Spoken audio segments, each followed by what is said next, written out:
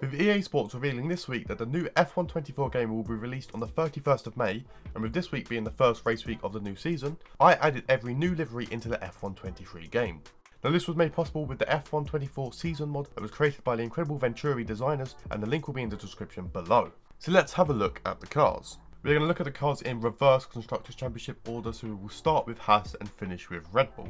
So the Haas car in the 2024 season isn't too dissimilar to the 2023 car, but I do quite like it. The car obviously has a different branding, like the MoneyGram branding and the Chipotle branding, which is quite cool for this season. And it also features a small little American flag on the nose to represent their American heritage. But despite having a good looking car, based on testing, Haas are set to be the slowest car on the grid, being 1.3 seconds behind Red Bull on qualifying pace and almost 1.5 seconds behind on race pace. Moving on to the team formerly known as Alfa Romeo, we have the Stake F1 team, Kick Sauber, or whatever they're called. I'll just be calling them Sauber this season. But they've definitely gone for a different approach, let's say, with a car that looks more like a MyTeam car rather than a real life Formula 1 car.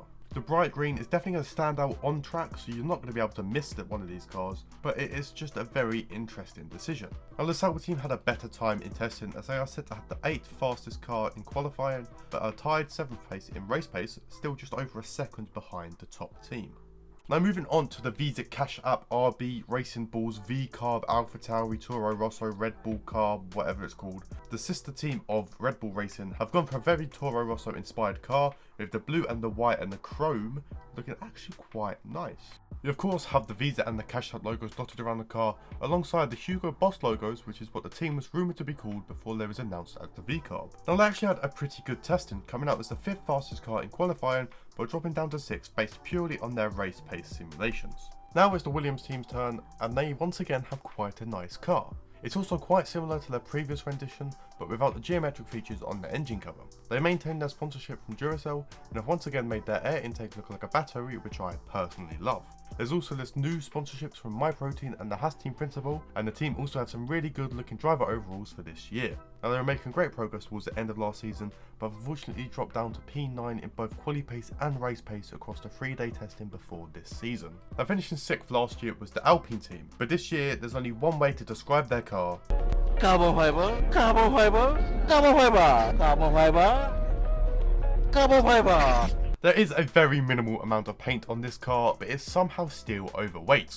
But even though there is a load of carbon fibre, the painted parts do look quite nice, with the contrasting blue and pink parts creating a nicer image. However, the Alpine team had arguably the worst time in testing, and are on par with the Sauber team in both qualifying and race pace. The next car is the Aston Martin car, and they haven't really changed a lot compared to their 2023 entry. They have slightly darkened their green colour and have followed the trend of stripping away paint to reveal some carbon fibre. The car is pretty much just a standard racing green with the yellow stripe for Fernando Alonso and Lance Stroll this season.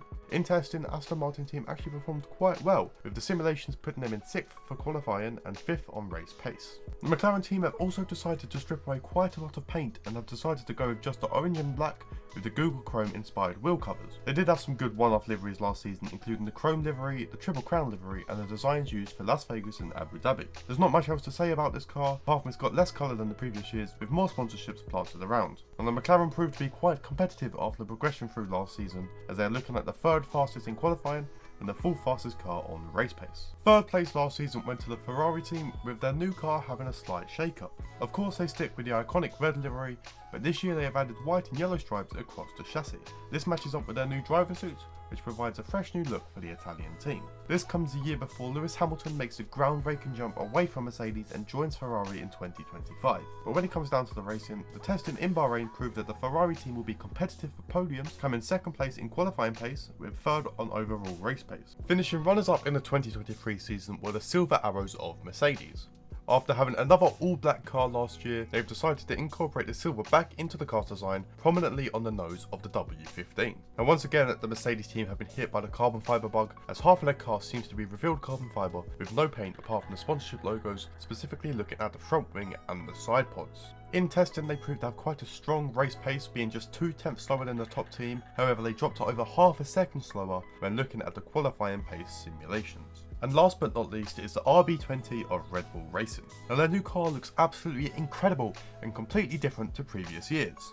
Of course I'm just kidding, and the livery looks exactly the same as the RB19, However, the car itself looks very different and could prove an absolute beast going into 2024. And in testing of the 2024 season, Red Bull of course were the fastest in both race pace and qualifying simulations, with race pace being faster than Mercedes by 2 tenths, and their qualifying pace is faster than Ferrari by 2 tenths as well. So there is all 10 of the new liveries added into the F123 game, but that's not all I've got for you today. Now, since this weekend is the first Grand Prix of the season at Bahrain, I've simulated a 35% race in Bahrain using the F124 mod, which allow us to see how the cars look on track together and under the floodlights of Sakir. So without further ado, let the race begin.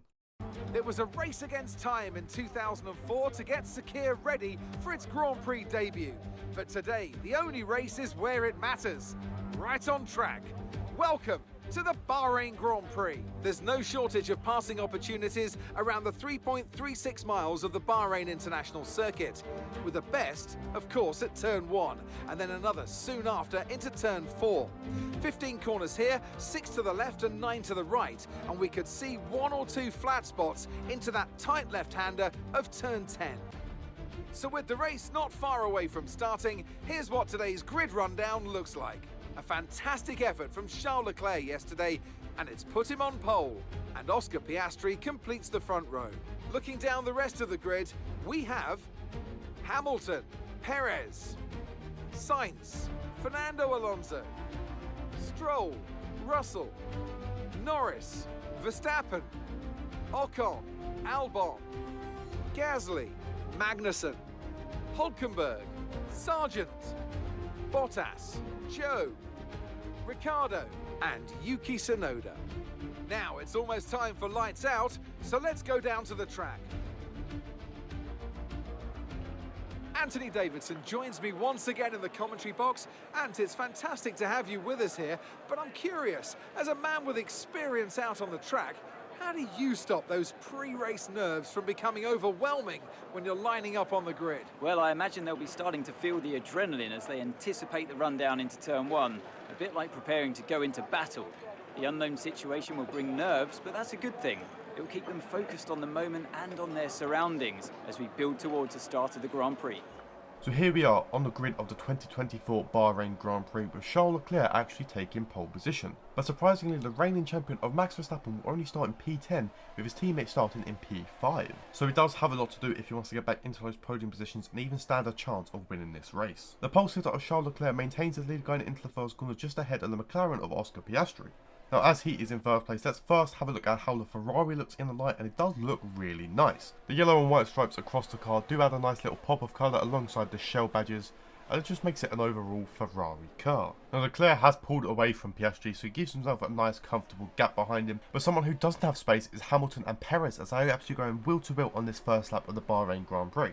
Now, Hamilton actually started this race in third place ahead of Carlos Sainz, but the Ferrari managed to nip him going into the first corner. And behind them you have 2 more world champions, with Fernando Alonso and Max Verstappen waiting to pounce on any mistake they might make. But even going into turn 10 at the really slow speed corners, they're still wheel to wheel and will fight it out until the very end. Now, coming down this straight, Alonso sees if he can make a move, see if he can find a little gap, but Perez and Hamilton are racing so close together that Alonso just can't make a way past. And it's even more unfortunate for Fernando Alonso, as Max Verstappen just behind him will manage to get so much more speed going along that straight down into turn 14 and will make his move just before the lap finishes. And Max Verstappen will slot in just behind Lewis Hamilton, who is still battling with Sergio Perez going on to lap 2 and tries to make the slipstream work to his advantage, but Perez just has so much speed going down that first straight. But now we head further down the grid to Lando Norris, who started in P9 but has dropped all the way down to P15. Now he's wheel to wheel with Kevin Magnussen and makes a move not too dissimilar to Max Verstappen's to get him up to P14. But we will once again head back to this Hamilton versus Perez battle, as they just don't seem to want to let each other go past.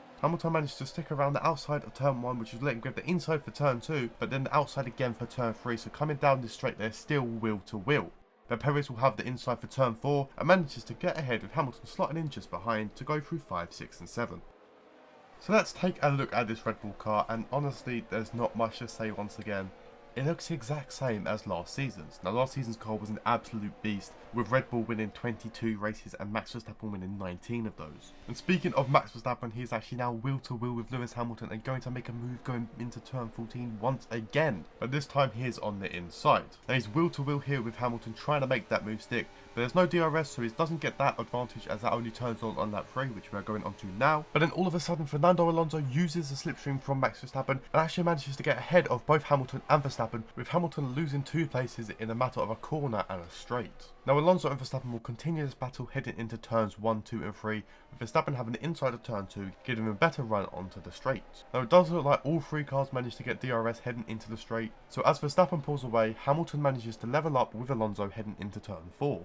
Now he attempts to move down the inside, but Alonso just manages to stick it around the outside and stay ahead. Now nothing else really happened on lap 3, so going on to lap 4, Lando Norris once again makes another move, heading up to P13 to try and get back into those points paying positions by overtaking Logan Sargent with the help of DRS. And since Lando has just made that move, let's have a closer look at the McLaren on track. Now it's a shame that they decided to get rid of some of the blue and the other colours on the car, and they've just stripped it away to reveal some more carbon fibre. Now I do like the way that the carbon fibre shines under the lights in Bahrain, but why do we have to take away most of the car's personality just because of the weight limit? But we head back to a team that hasn't had to drop the weight, has a car that's covered in paint and is still an absolute menace on track, especially in the hands of Max Verstappen as he overtakes his teammate heading down the pit straight.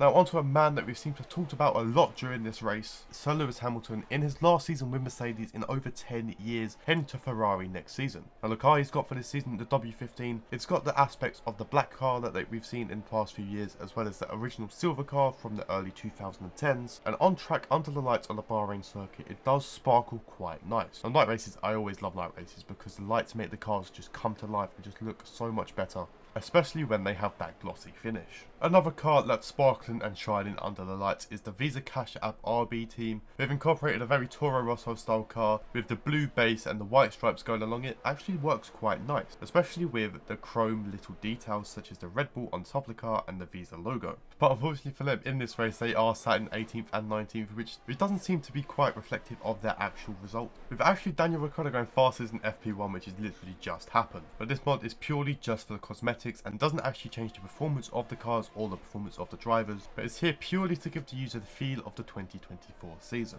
So let's have a look at this new Sauber team. Now the car is definitely different. It's definitely gone for a completely different approach to what Alfa Romeo was, but I'm actually quite liking it the more I'm looking at this car on track. Now I'm a little bit biased because green is one of my favourite colours, and when I do my team cars I usually go for a bright green car. But you can say what you want, it's a bright green car, you're not going to miss it out on track, and it's definitely got people talking about it. And another car people have been talking about is the Alpine. Of course, it's covered in carbon fibre and barely any paint. But this is Esteban Ocon making a lovely move on Alex Albon heading into turn 1 with the help of DRS. Now Alex Albon actually stays with Esteban Ocon heading around the outside of turn 1, which gives it inside of turn 2, but then it's the outside of turn 3 again. But Esteban Ocon just carries enough speed heading into that straight to overtake Alex Albon and move up to 11th place. We then move on to the next lap with Esteban Ocon's teammate of Pierre Gasly making a very similar move heading into turn 1 just on the opposite side, so going around the outside of turn 1 for the inside of turn 2, as he manages to get ahead of the Aston Martin of Lance Stroll. But Lance Stroll will not have this and will continue to fight Pierre Gasly heading into turn 4, and he does use DRS to try and make a move around the outside of turn 4, but Pierre Gasly just keeps his nose in, doesn't give Lance Stroll too much of an opportunity to overtake him, allowing Pierre Gasly to sit comfortably in P8. But just behind them you have the Kick Sauber driver of Guan Yu Zhou and the Haas driver of Nico Hülkenberg absolutely battling it out going up to turn 4. And Guan Yu Zhou has been ahead for the past few laps, but Nico Hülkenberg takes the inside line of turn 4, which has proven to be quite effective, if only he can stick it out through 5, 6 and 7, which it looks like he's going to manage to do. But as they approach turn 8, it's absolutely neck and neck. And into the heavy braking, so Nico Hülkenberg actually takes the inside line, but Zhou Guan Yu doesn't give up the 6 on the outside and actually manages to stay on side of him. Now heading into turn 9, and Guan Yu Zhou actually gets ahead, but Nico Hülkenberg was definitely within a second during that DRS detection zone, so we'll have DRS heading down that straight. But unfortunately, Nico Hülkenberg just can't capitalise on this DRS and will stay behind Guan Yu Zhou for the time being. But how were the race leaders getting on? Now Charles Leclerc started this race in first and is still in first with a comfortable gap to Oscar Piastri behind. with Max Verstappen starting in 10th place wants to get back into those podium positions, and he does so with this move on Carlos Sainz. It seems turn 1 seems to be the optimal place to get an overtake with a DRS from the pit straight. By coming up to this next DRS zone, Perez wants to replicate what his teammates just done by overtaking Carlos Sainz heading up to turn 4. Now we've seen this move plenty of times this race with Nico Hülkenberg and Guan Yu Zhou, even with Perez earlier on in the race with Hamilton, but it manages to make the stick, and Red Bull are now running 3rd and 4th in this race. But moving on to the end of lap 9, and this is where we see our first set of pit stops. Now the leader of Charles Leclerc doesn't decide to pit on this lap, but 2nd place of Oscar Piastri and 3rd place of Max Verstappen have decided to pit. Since this is only a 35% race, I'm pretty sure all the drivers started on the soft tyres and then pit onto the medium tyres around lap 9 or 10, so there's not much variation in strategies. But as I say that, Oscar Piastri comes into the pits and changes his soft tyres for a set of hards. And at the same time, his McLaren teammate of Lando Norris utilises a DRS down the pit straight and makes a move into the favoured turn 1, overtaking Alex Albon in the process. Even though the move isn't quite done until at least turn 3, he does manage to stick it, and he would have moved up a place just before his pit stop. But at the end of lap 10, our race leader of Charles Leclerc finally comes in to make his pit stop, and hopefully will get out with enough time to Piastri. And he does come out with plenty of time, as Piastri was actually held up by Zhou and Ricciardo after Piastri had made his pit stop, but Ricciardo and Zhou had not made theirs yet, which didn't allow Piastri to capitalise on his new tyres, despite the disadvantage of him being on the hards. And that disadvantage plays even more into Verstappen's hands, as he has the faster car on the faster tyres. But Piastri makes use of DRS going down the pit straight and manages to stay level with him. Even heading down into turn 1, Oscar Piastri is just slightly ahead of the Dutchman, but Max Verstappen will then get DRS the 2nd time around and attack him into the heavily popular turn 4. And it's almost as if he doesn't even need the braking zone to overtake him, as he just swoops down the inside and claims 2nd place in the Bahrain Grand Prix. Yuki Tsunoda is another driver who mistakenly put on the hard tyres during his pit stop, as he just gets blown past by Guan Yu Zhou. And on the very next lap, the same thing happens to Piastri, with Sergio Perez moving up into podium contention alongside his teammate of Verstappen. And it could go from bad to worse for Oscar Piastri, as he's already lost 2nd place and he's down to 4th. Carlos Sainz is really close behind him and he's going to try and get that position. And that's what would happen if Ferrari weren't Ferrari, as Carlos Sainz's engine cuts out and he's forced to retire from the first Grand Prix of the season. Piastri has had a stroke of luck, as the gap behind to Alonso is over 2 seconds, so unless something drastic happens, he shouldn't be losing that P4 finish. And then not a lot really happens for the next few laps, with Gasly overtaking Stroll going into turn 1 and Nico Hülkenberg taking advantage of Tsunoda on the hard tyres. Gasly then tries to do the exact same thing to George Russell on the next lap, but George Russell puts up more of a fight. Gasly struggles to stay ahead, especially after Russell gets the DRS, and going into turn 4, George Russell once again swoops down the inside and overtakes Gasly. But it doesn't last long, as Gasly actually manages to stay alongside Russell through 6 and 7 and manages to get ahead going into the harsh braking zone of turn 8. Now I'm sure Alpine fans are going to absolutely love this move compared to what they're seeing in real life, with the Alpine car just absolutely stinks. And speaking of this stinky Alpine, Gasly's teammate of Esteban Ocon is then overtaken by Lando Norris going along the pit straight using the DRS and into turn 1. I may have jinxed it, or McLaren just made a massive mistake, which they did by putting Piastri on the hard tyres, as the big gap they had to Alonso has now shrunk to at least 0. Alonso manages to try and make a move down the inside of turn 14, but since neither of the drivers actually have DRS, they manage to stay level heading down the pit straight. Now I'm actually going to let you just watch this racing that unfolds, because Hamilton decides to join the party, and it's just some incredible racing where they are 3 abreast at one point, so just have a watch.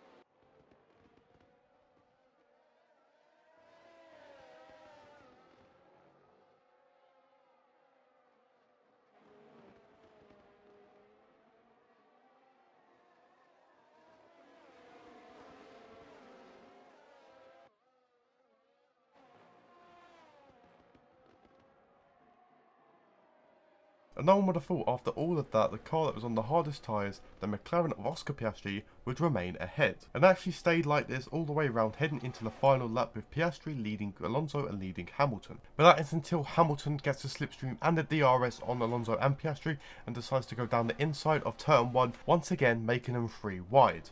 Now I don't know how 3 cars are fitting down there at the same time, but Hamilton and Alonso kind of pinch Oscar Piastri out, so Oscar Piastri does end up at the back of the pack, with Hamilton actually taking the lead. But this is the final lap and there is a big gap ahead to Perez, so I doubt any of these cars are going to make it onto the podium, but they've had a good scrap. But that is then pretty much the last bit of action in this race, as Leclerc takes the checker flag to win the Bahrain Grand Prix. And I must admit, it was a great race from Leclerc. He started on pole position, He maintained first for the entire race and then finished in first, even with his teammate DNFing from engine problems. But also props to Verstappen after starting P10. He managed to make his way up the field and finish in a podium position, finishing P2, alongside his teammate of Sergio Perez, who finished in 3rd place. But that is then going to wrap up the Bahrain Grand Prix using the F124 mod, and I hope you guys enjoyed. I'm going to leave you with the podium celebrations of Charles Leclerc, and I hope we get a good Bahrain race this weekend. So don't forget to like, subscribe if you haven't already, and I hope you have a good day, a good evening, or a good night, wherever you are.